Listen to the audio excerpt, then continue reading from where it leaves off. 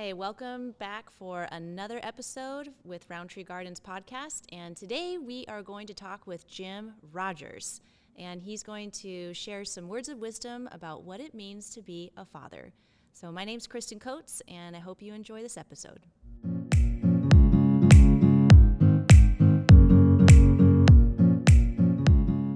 Jim Rogers. Hi. Hi.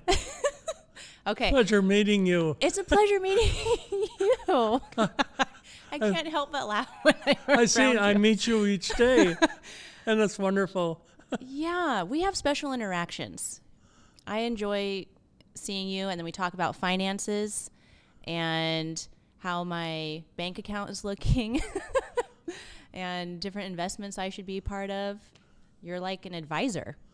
Well, thinking of finances, today is the market is down 5%. I think we're in for rough times. Times have changed. Our country has changed, and there's a lot of problems that we have to solve to get back to our usual growth. Yeah, you've done a great job of being responsible, and you've set yourself up very well for success. So good job with those saving skills. Well, and I had a investments. wonderful education in North Tonawanda, and also I got involved in scouting, and I learned an awful lot about scouting. I started when I was 11 years old, which was 1941, and served throughout the war in scouting, and we did a lot of work with the government agencies, promoting war bonds, collecting newspapers, aluminum pots and pans, and it was a wonderful experience. You're definitely a contributor to society. And Jim, the first thing I think about you when I see you is man alive. That's the first thing I think about. That's your saying. Well, I have a couple of good saving. Another one is, may the peace of Christ be with you. Yes, that's a good one too. And the other one is the way I answer the telephone. How do you answer the telephone? Hello, Jim Rogers here. How can I help? How can I help? You're a servant at heart. I was sent to a charm school when I graduated from college and went to work for Union Carbide. They said, Jim, you're a little rough around the edges. You? And sent me to charm school. And that's where I learned that saying. How can I help you? How can I help you? And really, that's my interest. How can I help you? It's a great question. Not what you can do for me. What can I do for you? Famous quote. Yes, that's a great reminder. Mm-hmm. Jim, I have some things I want to talk to you about. And a lot of it is just about being a dad. We have Father's Day coming up. And I think you set such a beautiful example of just those contributions of what a father should give. And I wanted to talk a little bit about your upbringing and what was home like for you growing up. We lived in North Tonawanda, New York. We lived in the outskirts of town, sort of a semi-rural area. And we had a very nice vegetable garden. We had chickens. And this was the Depression period. Wow. And this came in very handy. And I belonged to we had a group of neighbor kids that we all got together, and we were very active in athletics. And we played football, baseball, basketball, but our big sport was ice hockey. Ooh, I like that. in the winter, and it was a wonderful time. Wow. So the depression is a hard experience to go through. And throughout that, it seems like your family knew how to stay together and help one another and know how to have a good time. Yes, I can remember Dad going with him to at the first of the month to pay the mortgage, and the mortgage was on the house was held by a private individual, and he went there and they negotiated an extension so that he was able to continue to live in the house. He was on a worked for the power company and was worked 3 days a week. And in the neighborhood during this time, all of a sudden, people moved in together to help each other. And it was a difficult period, but a good learning period, and we all got through it. That's fascinating to me, just hearing you say that, because you exude a sense of joy and gratitude constantly. And where do you think your joy comes from? Well, I'm a people person. I love being around people, and I love talking to people. And I think I got this in my scouting experience, and I eventually became an Eagle Scout, and as a result of this, was called on many, many times for comments and at civic activities and things of that nature. So it really, I think that was responsible for that. Wow. You can already see that phrase, how can I help, playing into your early years with serving in your household and serving in the community, doing the scouting. Yep. You're a helper, very much so. I also want to hear a little bit about, so you told us how you grew up, what home was like. What were some of your family vacations like? We had wonderful vacations. My father was from northeastern Ontario, Canada, on a farm, but he was the only boy in the family, and he didn't want to farm.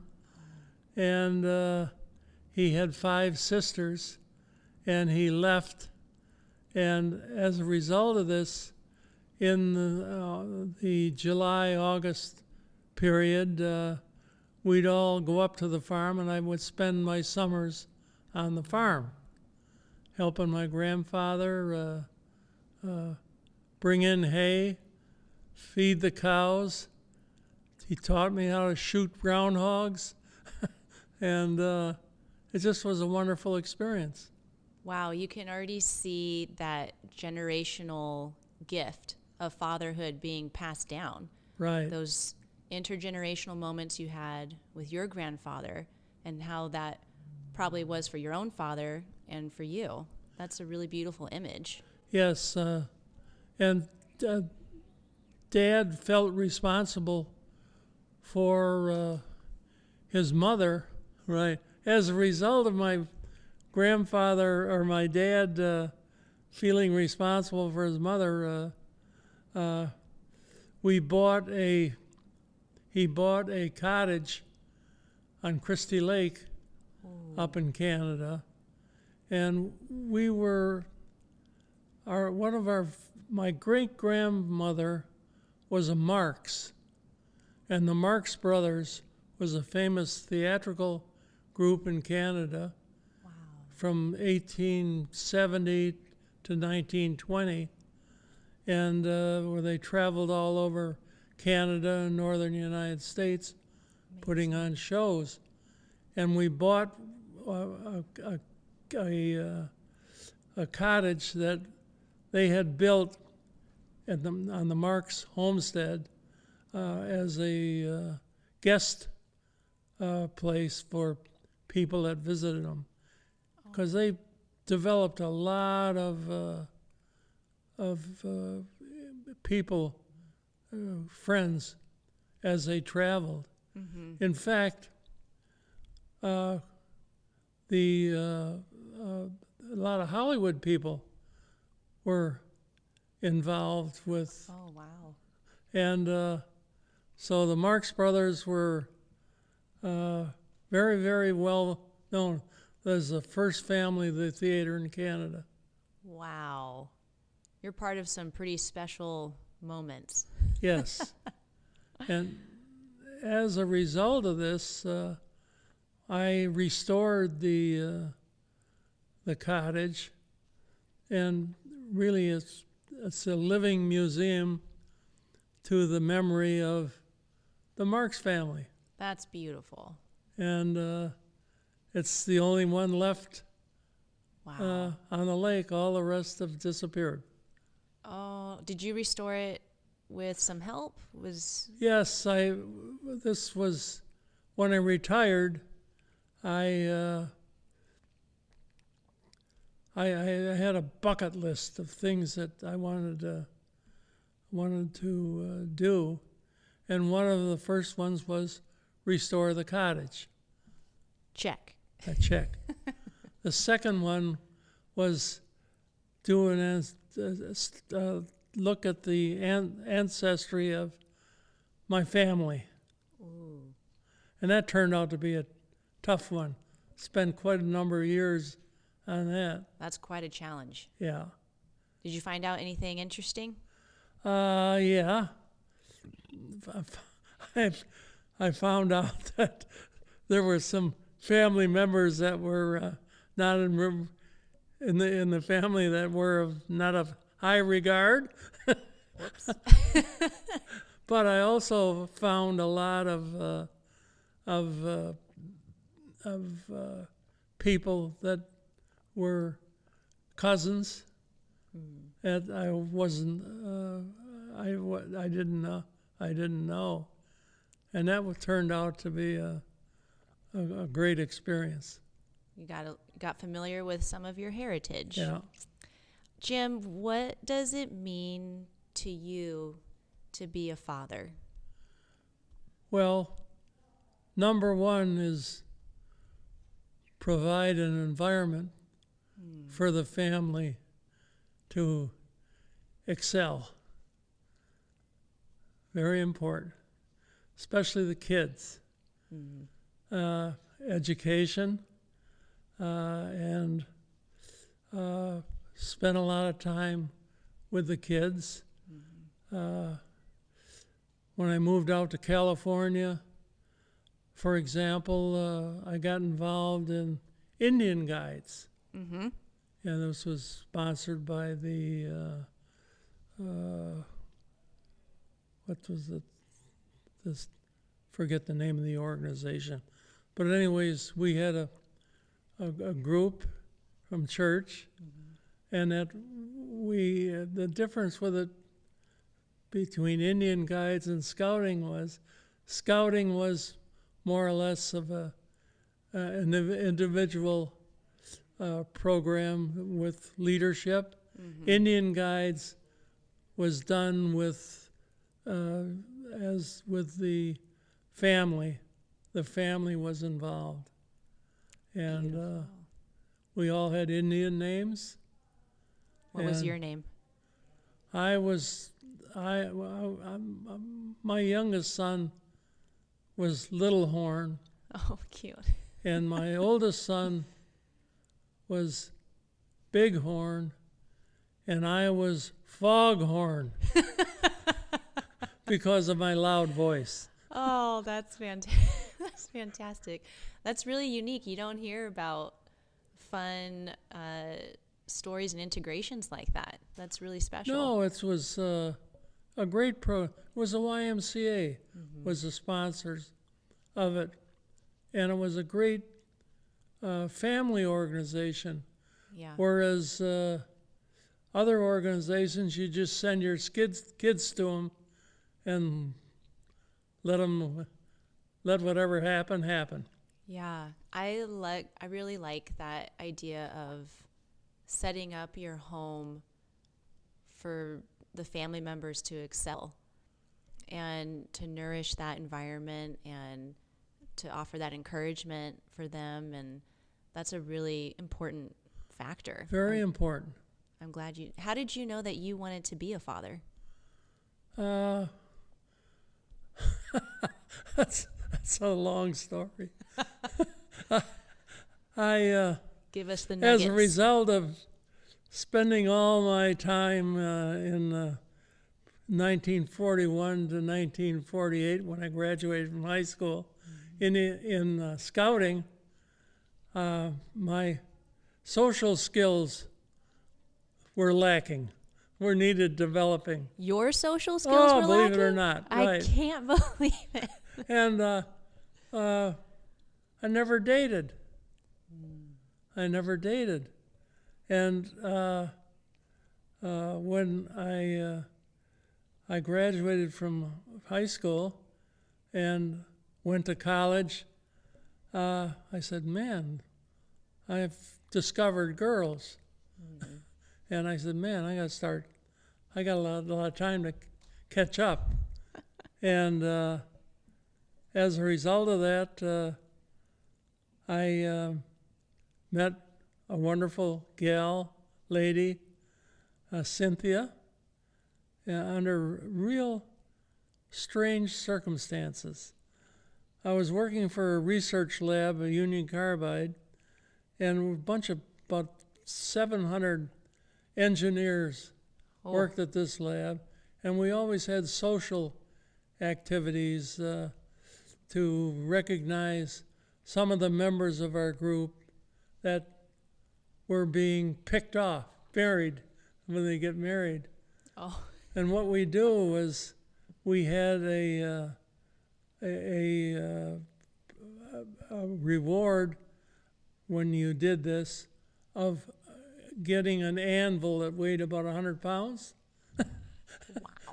So I was at one of these parties at a country club in Buffalo, and the party ended about midnight, and I went down to the bar to have one for the road, and I met an elderly gentleman down there and struck up a conversation, and he started interviewing me.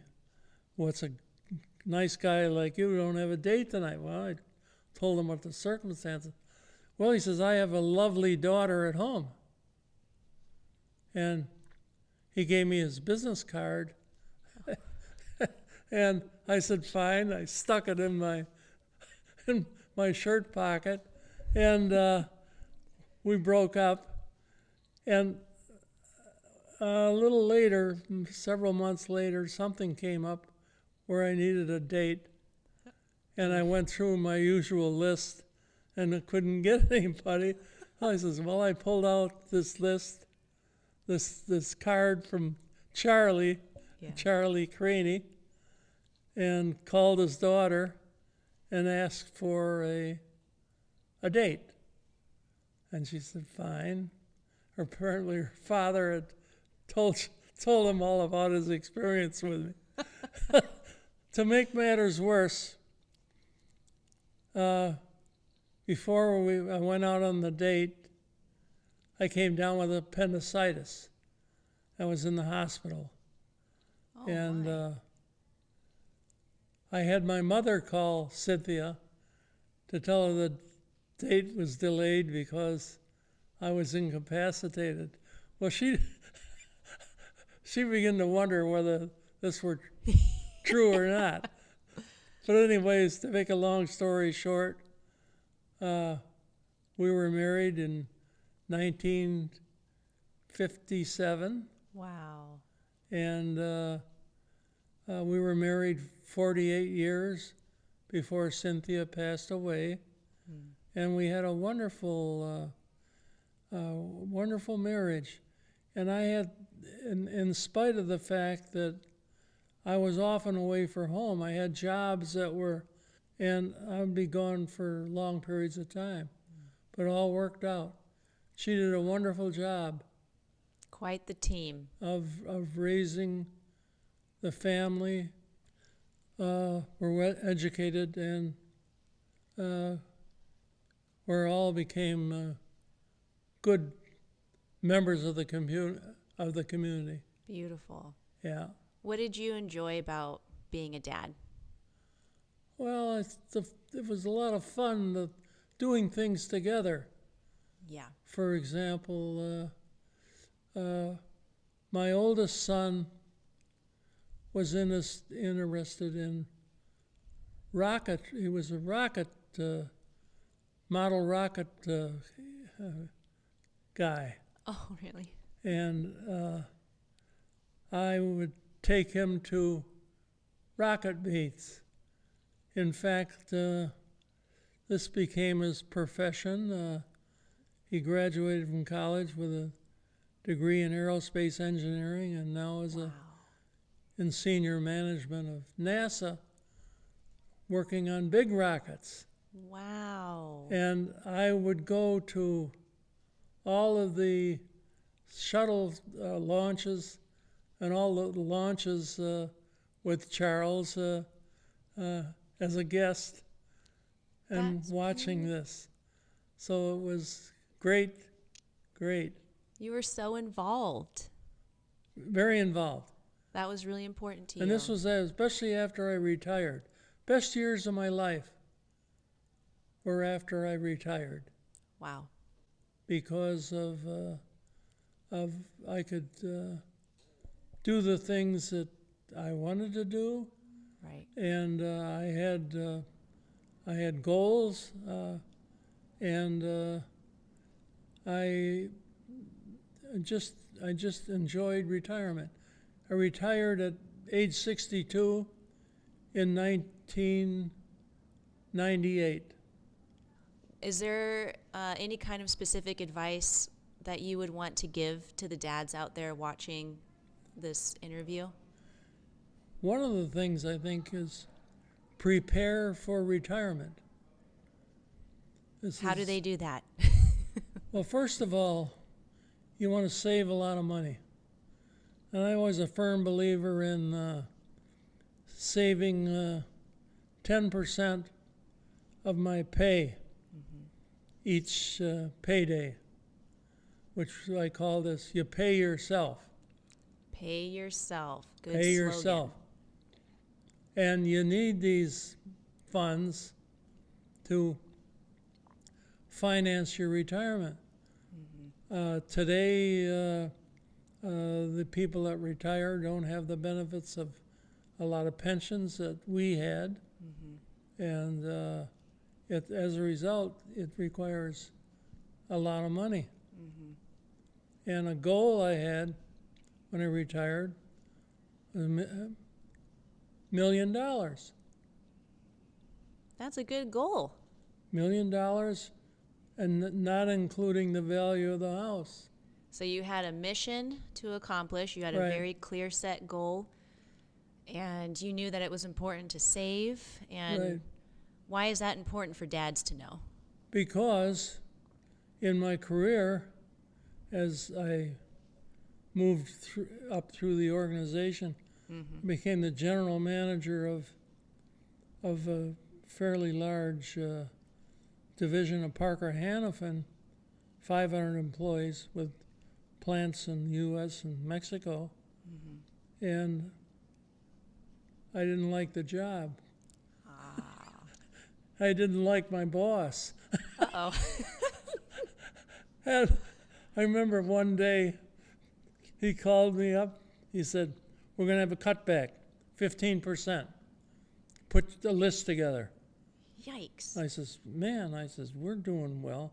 He says, "Go ahead, do it." So I put together a list. Top of the list, I put Jim Rogers. And then I had some other people below. He got the list. He says, not acceptable. I says, that's too bad, because I'm leaving.